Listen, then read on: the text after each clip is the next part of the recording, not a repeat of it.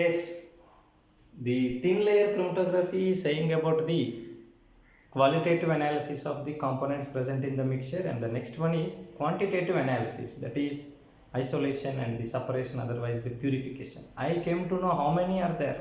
Now I want to do the bulk operation, that is I want to separate the P1 from the P2, P2 from the P3. In the early, we came to know that this is a mixture. I just know that is a mixture. How many components are there, how many products are there in that I don't know. But after doing the TLC experiment, I came to know that it is combination of three components. I randomly named it as one is P1, one is P2, one is P3. Whereas P3 is having higher desorption ability and P2 is having higher relative adsorption abilities. Thus their positions in the TLC are present like this. And systematically these related information is given in the form of their corresponding retardation factors. Now I want to separate the components. I want to make P1 separate from P2, P2 separate from P3. Thus I want to individually separate the P1, P2, P3 one from other. That is said to be what? Quantitative application related to the separation is. And another technique which is known as what? Column chromatography. Here also taking the help of colors of the components, but here instead of TLC plate which is applied for the qualitative purpose, here I am taking the help of a hollow glass tube having nozzle at the bottom, which is known as column. With the help of column followed by the colors of the components help I am taking to separate them one from other, and it is said to be what? Column chromatography. Yes, this is the mixture in the beginning, whereas I came to know that this mixture is having some n number of components, that n value is 3. I named those components as one as P1, one as P2, one as P3, else you can name it as one is A, one is B, one is C, your interest. And there are some technical terms related to the column chromatography: column, filling of column, adsorption of compound mixture over the silica gel, that is said to be packing of the column after keeping the mixture over the column, and relative adsorption and the desorption based distribution of the components present in the mixture. And there is another word, that is what? Elutent. Yes, then what is meant by column and what is meant by filling? What is adsorption of compound mixture over the silica gel? What is column packing? What is relative adsorption and the desorption based distribution and how it will happen? And what is elutent? Let us have a look. Before going to that, let us go for the column, filling of the column and adsorption and all the things in detail. A hollow cylindrical glass tube having uniform cross section area, uniform radius from top to bottom, and it is molded in such a way that at the bottom it is having only one outlet, and it is connected with the nozzle that I can operate. I can open this nozzle, I can close this nozzle.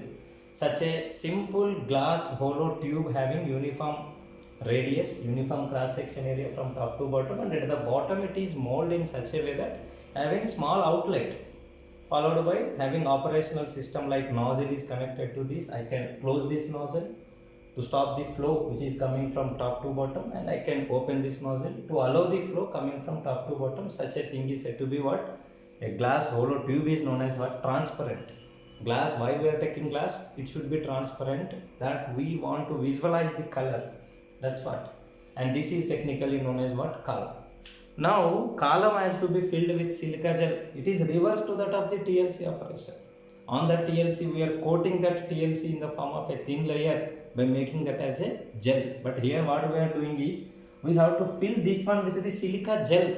Whatever the mesh is there, whatever the powder is there, powdered form of silica gel is there, adsorbent is there, which is known as stationary phase. With that stationary phase, this particular column has to be filled. Now to fill, or before to fill, I have to stop this nozzle first, and here I have to keep some cotton. Some cotton has to be kept, because here silica gel is the powder. Powder will come to the bottom by crossing the nozzle. To avoid that disturbances, here I will keep some obstacle. That obstacle is that should allow the liquid which is coming from the top. That's what I will keep some cotton over here. I am plugging some cotton over here. After keeping some cotton here, I fill this particular column up to approximately some 3/4 value level of silica gel. This is all of silica gel is present. From here to here it is filled with the silica gel as a powder. It is going to be filled continuously. Thus I will shape properly. Thus the silica gel is reached up to this level. This is said to be what? Packing of column. Column packing was completed, but the component, the mixture, that what I want to separate, that was not kept over the system. So therefore here what I will do is, whatever the round bottom flask consisting of this particular mixture of components P1, P2 and P3 is there. In this also some amount of silica gel is added, because with little amount of solvent followed by my compound mixture, into that silica gel is added. Silica gel will absorb the total mixture on the surface of it. As a result, that mixture that I want to separate is adsorbed over the silica gel. That mixture which is adsorbed over the silica gel is kept over the surface of the upper surface of the packed column. Now we can say that column is completely packed. After this we can say column is completely packed, and that is said to be what? Packing of column. Yes, without compound, packed column is up to here. From here to here, this is silica gel. On this silica gel, my adsorbed component, otherwise you write this is silica gel. Yes, these are all are silica gels. Yes, this is, once again I am giving some lines. Those lines are nothing but what? My mixture adsorbed over the silica gel, that is also once again appears in the form of powder. That powder is kept over the surface of the upper surface of the packed column. Now we can say that column is completely packed. Now here on the surface of this one, to not to disturb this one, I will keep some amount of cotton also, and this is a cotton. Yes, here I am keeping some cotton to not to disturb if I pour anything from the top. Here also what I will do is, now I will open this nozzle. Nozzle is ready. Nozzle is opened in place. What if any liquid is poured? It supports the column. It doesn't allow the solid to come to the bottom. But when liquid is poured, then what happens? This is a powdered form. Silica gel is a polymer that doesn't dissolve in the liquid. So therefore here that liquid slowly comes from the top and slowly comes, and at the last, in the form of droplets, you can collect that one in the conicals like this. Whatever the conicals are there, in that conicals we will collect the liquid coming from the top. The liquid, which is a solvent, which is a single solvent, otherwise the mixture of solvent, on behalf of their polarity of the components present in the mixture, we will use that one, technically known as what? Elutant. Here in TLC, what we are doing in TLC running, the solvent is moving from top to bottom to top. This is said to be capillary action, and here my component is present and solvent is moving from bottom to top. Here I reversed these things. Yes, what happened here? Solvent is coming from top to bottom, and instead of keeping this component at the bottom, I kept at the top. Now it is reverse of the TLC. Now here my component is present at the top, here it is present at the bottom. Solvent is coming from bottom to top, but whereas solvent is coming from top to bottom, and here my mixture is present like this. This is going to be happening. Now when solvent comes, here also once again what? My compound is adsorbed over the silica gel in the beginning. But whereas when solvent comes, along with the solvent, my compound can also be dissolved. And moreover here desorption occurs with the silica gel, and relative adsorption and the desorption abilities are different for the different components. Yes, here which is having higher desorption ability, whichever is having higher adsorption ability, on behalf of that the separation of the components is present. Suppose if I feel, yes, P1, P2, P3, all three colors combination appears over here. But after pouring the solvent here, what happened is solvent is coming slowly from top to bottom along with the solvents. P1, P2, P3 is also coming. But after some time, what happens is, at some position, suppose this P2 is there. This P2 is having higher desorption ability. Higher desorption ability implies what? It is having high retardation factor.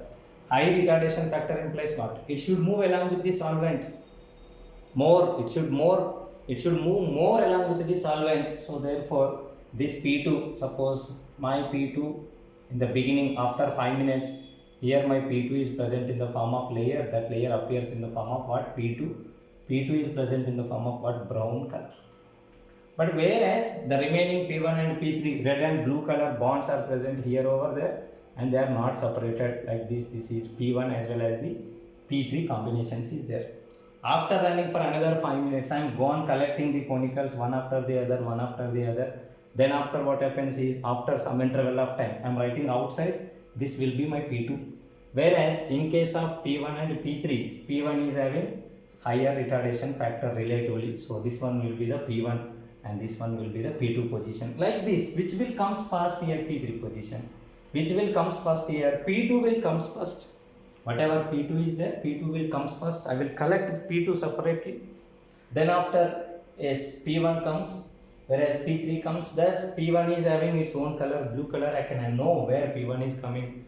P2 is having brown color, where P2 is started, where P2 is ended. That I will know. Thus P2 is separately collected, P1 is separately collected. Similarly, P3 is separately collected. Thus, by reversing the technique, otherwise by magnifying the technique of thin layer chromatography in reverse version, and practically I am separating, I am isolating, and I am purifying the organic compounds from the impurities. And in this, I am taking the help of hollow glass tube, which is having a fixed surface, fixed radius from top to bottom, having nozzle for the allowness of the solvent elutant which is coming from the top. Thus this process I am using column, I am taking the help of colors for the separation, and it is said to be what? Column chromatography.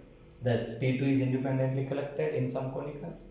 After P2, in some conicals P3 will come, in some conicals P1 will come. Suppose if I am having conicals from 1 to 10 are there, whereas in first conicals I am having P2 and last conicals I am having P3. Yes, in first conicals up to 5 suppose I am getting P2, 6 and 7 I am getting some P1, remaining are some gap. Yes, 10 plus conicals, there I am getting P1, there I am getting P3. Like this, in different conicals I am going to be collecting compounds, thereby separation, purification, isolation and identification will be the latter. This particular process is said to be column chromatographic process.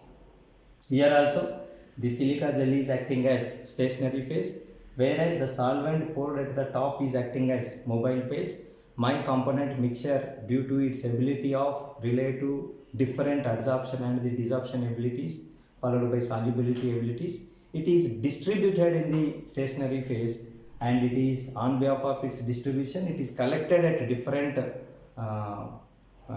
conicals and it is separated and concentrated. This process is known as column chromatographic process. The next is partition chromatography. The best example for the partition chromatography is the paper chromatography. Whereas in this paper chromatography, we will take a special designed paper which is made up of cellulose trapped with the water. Here also relate to adsorption, relate to desorption, and the distribution differences, thereby identification with the colors is possible. But the thing is, in this case, instead of the adsorption, desorption followed by distribution, yes, there is another one basic point to separate the components present in the mixture, that is partition. Because here what happens is, cellulose is having one nature followed by trapped water is having one nature, whereas stationary phase, whatever the paper is there, paper is cutted in such a way that it is having the TLC dimensions, thereby analysis will become easy. Whereas on that paper we will keep this spotting, that is sample loading we can say, and it is kept in the TLC chamber. Yes, this is the TLC chamber. Here it is covered with the cardboard, and here at the bottom I am keeping some solvent. Now on this paper, when the compound is moving along with the stationary phase, here what happens is, along with the mobile phase, in this stationary phase there are different situations. At some part cellulose is dominating, at some parts water is dominating. So therefore my compound mixture consisting of many components, some components are more polar or more soluble towards the water, some components are more soluble towards the cellulose like material. Thereby I am taking help of more than one stationary combination. Yes, that is a stationary phase having not a uniform nature, it is having different components combination in such a way that at some location water is trapped.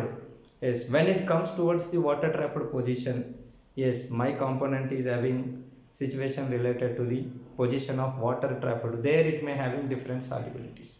If it is reached to the cellulose, at cellulose it is having different solubilities. Thereby here what happens is, everywhere in the paper chromatography of the elution, what happens is at every location there is a chance of discrimination of one component, or otherwise discrimination of one component with respect to the other component on behalf of its solubility in cellulose as well as the water. Thus with that logic we are separating the components present in the mixture is said to be what? Paper chromatography. Here partition is occurring due to solubility of the mixture components with respect to the cellulose phase and with respect to the water phase, remaining all things are same. This is said to be what? Paper chromatography, which is example for the partition chromatography. Yes, when mixture of components are eluted in the TLC chamber of the paper chromatography, suppose a component is there, component is facing two varieties of atmospheres. One is cellulose atmosphere and one is water atmosphere. Thus, in uniform cellulose it can be distributed, in uniform water also it can be distributed, but I am taking more than one stationary phases combination over here. As a result, the fine distribution will occur, whichever are not distributed properly in the thin layer chromatography, those of all can also be distributed one from the other. Thus, paper chromatography will give a better idea compared to the thin layer chromatography. Here, the stationary phase is cellulose followed by the trapped water in the cellulose. Both are acting as different systems for a particular component present in the mixture. Thereby, their separation from the other components becomes easy and is known as partition chromatography, which is exemplified by paper chromatography.